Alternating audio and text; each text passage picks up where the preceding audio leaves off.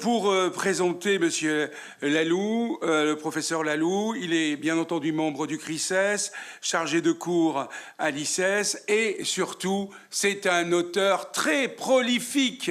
32 ouvrages ont été publiés sous son nom, et ainsi qu'une petite 33. D'accord, on vient de me dire 33. C'est magnifique, dites 33, ça va bien. J'ai dit ça chez le médecin hier. En plus, il dirige ou co-dirige les presses universitaires Rhin-Danube. Voilà. Nous avons donc quelqu'un qui est un puits de science et qui va certainement nous donner une intervention saisissante. Voilà. Merci beaucoup. Vous avez donc, cher professeur, la parole. Merci Jean-Pierre, merci Clément pour l'organisation de ces 2 journées. J'associe également... Surtout Clément.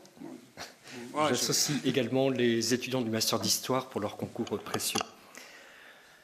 La croisade eucharistique de la défense de la patrie a une œuvre universelle, je réserve le terme d'international pour Gaël Moulac qui suivra dans un instant. Il s'agit d'un mouvement finalement sans doute peu connu aujourd'hui. Le mouvement a été transformé en effet au seuil des années 1960 pour devenir le mouvement eucharistique des jeunes. Alors il subsiste ici ou là, c'est vrai, en France et puis aussi à l'étranger, tel ou tel groupe de la croisade eucharistique, mais une page s'est tournée. La croisade eucharistique, c'est avant tout, dans l'entre-deux-guerres, un mouvement de masse pour des enfants de 6 à 14 ans. Je dis mouvement de masse qui rassemble à peu près 200 000 enfants, l'un des plus connus étant peut-être Tom Morel, Théodose Morel, qui dirigeait le Maquis des Glières, groupe important de la résistance au cours de la Deuxième Guerre mondiale, en tout cas pour la France. Mais ceci dit, la croisade eucharistique donc n'est pas tellement connue, j'en conviens aujourd'hui, c'est vrai, et encore moins peut-être pour l'année 1924. Et j'aurai quelques contorsions à opérer ici ou là pour rester dans cette année 1924, mais je ne pourrai pas résister à remonter un peu dans le temps, inévitablement. 3 parties pour notre propos. D'une part, justement, les origines. D'autre part, dans un deuxième temps, nous verrons la question d'une sorte de captation d'héritage.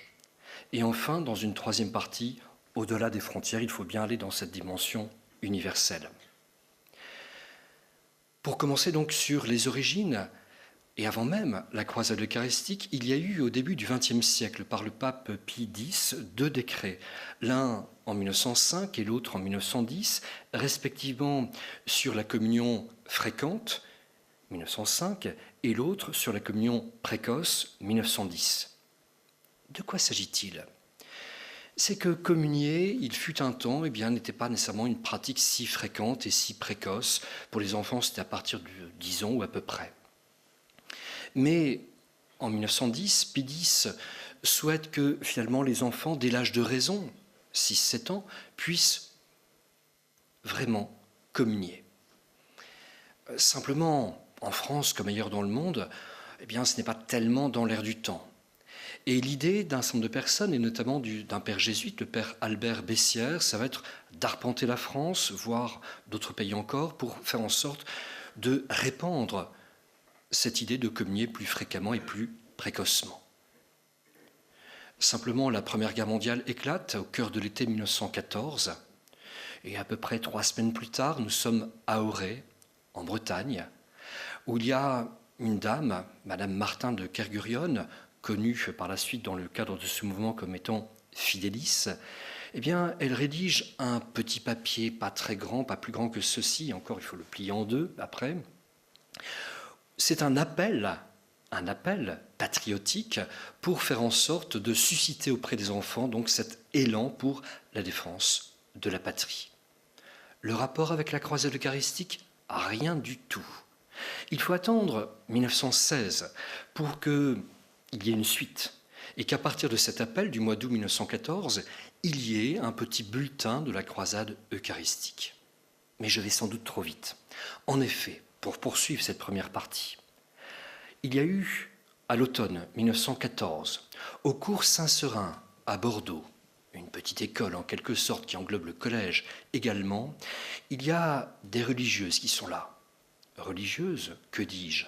Des dames, comme on les a appelées, puisqu'il y avait les différentes lois et applications de ces lois des différents gouvernements du début du XXe siècle qui ont conduit finalement à l'expulsion hors de France de personnes qui avaient la nationalité française, de religieux, de religieuses. Et ici, ces dames de Sainte-Clotilde qui sont là au cours Saint-Seurin à Bordeaux, elles sont restées finalement en France, mais en civil en quelque sorte. Et n'étant plus donc membres, enfin elles étaient toujours membres d'une congrégation religieuse, mais sans pouvoir le dire officiellement, et donc elles se faisaient appeler dames ici de Sainte-Clotilde. Elles tiennent une école ici, et notamment sœur Marie de la présentation, Geneviève Boselli, elle a une classe de filles de 4e, une vingtaine d'élèves sont là. Et au cours de cette année scolaire de 1914 à 1915, elles envoient des lettres aux poilus qui sont sur les fronts. Elles envoient, ces filles, elles envoient également des colis dans lesquels se trouvent des chocolats, des cigarettes, du tabac pour la pipe. Et il y a ici l'idée de soutenir spirituellement, on cherche un peu au départ, mais en tout cas matériellement, les poilus qui sont au front. Simplement, elles vont quand même sur le plan spirituel s'engager aussi, prier, soutenir ceux qui sont au front. Et c'est là, et ce pour terminer cette première partie, et c'est là où il y a ce père Albert Bessières, auquel j'ai fait allusion tout à l'heure, qui entre en scène véritablement.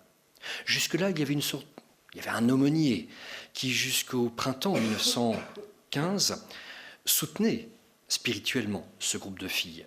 Le père Romain Sobat, qui était un père bétharamite, mais il est mort lors d'une offensive en Artois au printemps 1915.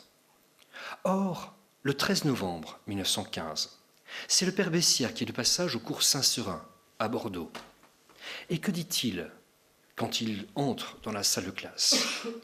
Il voit qu'il y a une statue de la Sainte Vierge, qu'il y a sur le mur une carte avec le front qui se trouve représenté. Il voit également qu'il y a une image du Sacré-Cœur. Il y a bien une dimension spirituelle qui est là, et le soutien de ce qui avait été lancé, cette initiative qui avait pu être appelée l'apostolat de la cigarette, c'est ainsi. Il trouve sans doute cette formulation un peu fumeuse, et finalement, il va chercher à lui donner une autre impulsion, et une impulsion véritablement eucharistique. Et vous l'avez compris, donc, dans la lignée de ces décrets eucharistiques de 1905 et 1910.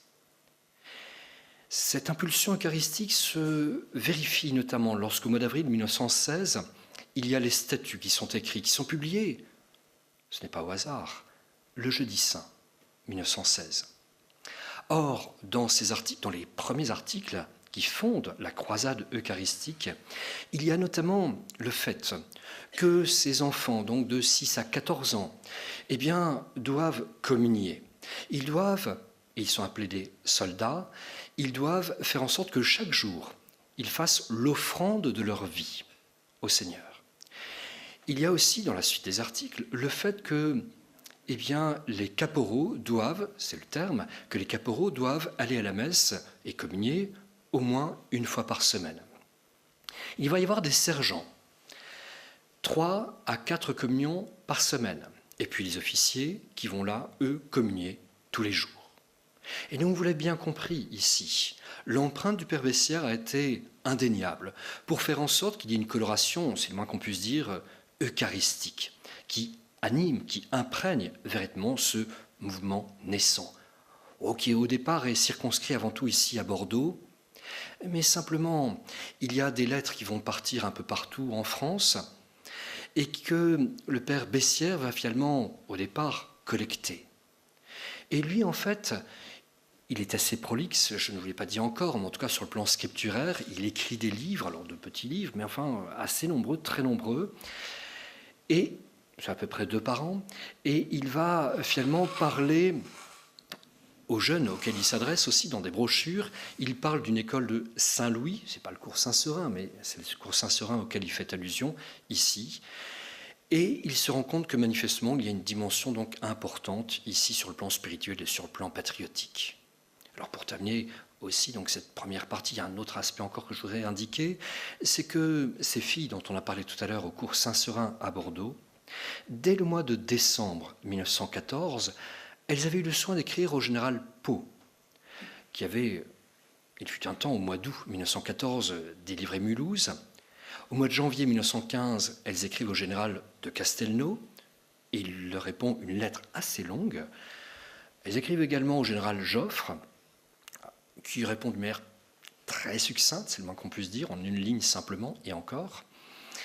Il y a donc cette dimension patriotique qui n'était claire. Simplement, deuxième partie, la situation évolue. C'est cette captation d'héritage à laquelle je faisais allusion tout à l'heure. Captation d'héritage parce que, vous l'avez compris, c'est dans une école, avec une congrégation religieuse, les Dames de Sainte-Clotilde, dont on a parlé tout à l'heure, avec l'appui d'un père jésuite, et ça se limitait simplement à cela.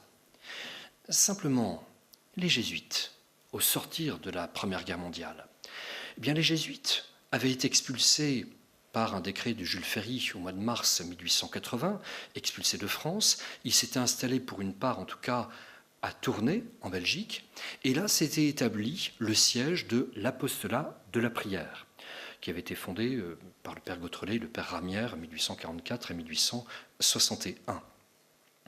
Simplement, à la fin de la Première Guerre mondiale, les jésuites de Tournai reviennent s'installer à Toulouse. Et ce n'est pas sans raison, parce que dans la Compagnie de Jésus, on parle de la sainte province de Toulouse. Il y a 4 provinces jésuites en France à l'époque. Et dans ces conditions-là, Bordeaux, j'espère qu'il n'y a pas de Bordelais ici, mais, enfin en un sens, pardon, mais ils vont se faire finalement dépecer. Le siège de la croisade eucharistique, finalement, va quitter, sur ordre, va quitter Bordeaux pour aller à Toulouse. C'est une première étape sur le plan géographique, on verra d'autres aspects ensuite. Le père Bessières, par rapport à cela, il est furieux, scandalisé, lui qui est plutôt d'un personnage un peu impétueux, il a été très Action française notamment, il a écrit, je vous l'ai dit il y a un instant, il est très prolifique, également oralement, il est du sud-ouest, et cet homme finalement essaie de défendre, entre guillemets, sa croisade eucharistique, en tout cas celle impulsée par Mère Marie ou Sœur Marie de la Présentation. Mais simplement, lorsqu'on lui demande un bon à tirer pour un ouvrage, pour une brochure, pour une revue, il est parfois à des centaines de kilomètres de là, et ce n'est pas facile pour lui de suivre véritablement tout ce qu'il en est rue Montplaisir à Toulouse, là où se trouve l'une des résidences des Jésuites, où normalement il réside, mais en fait il est souvent en voyage de par ses fonctions de prédicateur. Et ce qui fait que finalement, il en est forcé à lâcher un peu la bride sur la croisade eucharistique. Et ce sont d'autres pères jésuites que je ne vais pas citer ici volontairement, qui finalement vont récupérer cet héritage ici, à Toulouse, au moins pour un temps. En 1922, il y a une devise qui est rédigée très brièvement pour la croisade eucharistique, pour les enfants de ce mouvement, de cette œuvre, comme on disait à l'époque. Prie, communie, lutte et conquiert. Prie, communie, lutte et conquiert. Alors il est sûr que c'est dans une perspective tout à fait spirituelle, c'est le combat spirituel, lutte et conquiert les cœurs, c'est vrai. Mais en 1925, la devise change. Prie, communie, sacrifie-toi, sois apôtre. Prie, communie, sacrifie-toi, sois apôtre. Il y a une dimension qui est moins militaire, moins patriotique. Les grades dont on avait parlé tout à l'heure tombent par pertes et profits. C'est une dimension nettement plus spirituelle qui est désormais mise en avant. Les aspects militaires, la défense de la patrie, vous l'avez compris, tombent aux oubliettes. Dans ces conditions, qu'en est-il sur le plan du passage de la patrie à l'universalité? C'est la troisième partie. Oh, il y a bien quelques mouvements qui apparaissent ici ou là, mais assez squelettiques, il faut bien le dire, hors de France, en tout cas du côté britannique notamment, les chevaliers du Saint-Sacrement, du côté italien, les pages du Saint-Sacrement. Ce n'est pas directement lié à la croisade eucharistique, ce sont plutôt des mouvements un peu parallèles en quelque sorte, qui ont le même but sur le plan eucharistique. mais surtout, et surtout, il y a en Belgique, du côté flamand, dans la partie nord de la Belgique, il y a un prêtre, il est né en 1890, il est relativement jeune, un peu souffrant, très souffrant. C'est Dwar Pop, je prononce à la flamande, Edouard Pop, un prêtre, et qui, en mars 1920, reçoit un courrier, une information, une invitation, devrais-je dire même, pour lancer la croisade eucharistique en Belgique. Et lui, à la différence de ce qui est en train de se passer notamment en France, il va rester fidèle, si l'on peut dire, à l'empreinte du Père Bessières, à cette dimension très conquérante, d'avant-garde en quelque sorte. Oui, la dimension d'offrande, oui, la dimension d'Eucharistie, c'est certain, mais vraiment cette volonté d'apostolat, d'aller au-devant et de répandre l'Évangile.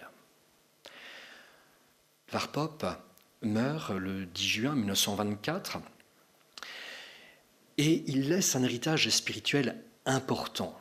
Et pendant plusieurs années, jusqu'encore aujourd'hui, 2024, il est vraiment incontournable de considérer que Dwar Pop a été l'un des personnages qui spirituellement a pu marquer la Belgique sur le plan spirituel. Il a été béatifié ces dernières années, peut-être le savez-vous. Il y a donc ici une dimension hors des frontières françaises qui apparaît. Alors qu'en est-il ailleurs, hors de France ? Eh bien, c'est par-delà les Alpes, dans une perspective un peu ultramontaine, c'est finalement à Rome que tout se joue, en quelque sorte. En 1924, en effet, le siège de la croisade eucharistique et de l'apostolat de la prière qui était à Toulouse. Vous vous souvenez de cette translation de Bordeaux à Toulouse pour la croisade eucharistique ? Eh bien, désormais, cette fois, c'est une translation qui s'opère en direction de Rome. Le siège n'est plus à Toulouse pour la croisade eucharistique, il est à Rome. Alors, en creux, vous l'avez compris, c'est de montrer finalement ici, dans une certaine mesure, la manière dont ce mouvement qui était très français au départ, qui déborde un peu les frontières en Europe également, modestement au départ, eh bien, s'affranchit de tout cela et devient véritablement un mouvement universel. À Rome, c'est à la curie généraliste même des jésuites, Borgo Santo Spirito, nous sommes au cœur de Rome, à quelques dizaines de mètres simplement du Saint-Siège, de l'État du Vatican. C'est un peu plus tard, 1929. Mais en tout cas, c'est à Rome. Et si finalement il y a eu cette captation d'héritage de Toulouse à Rome, ce n'est pas sans raison, c'est en raison de ce développement qui se produit. Ainsi, quelques mots en conclusion, c'est que vous l'avez compris, il y a eu le passage de la patrie, finalement, une dimension plus spirituelle. Il y a eu une translation géographique qui s'est produite de Bordeaux à Toulouse et à Rome. Et ainsi, finalement, la Garonne coule dans le Tibre. Je vous remercie.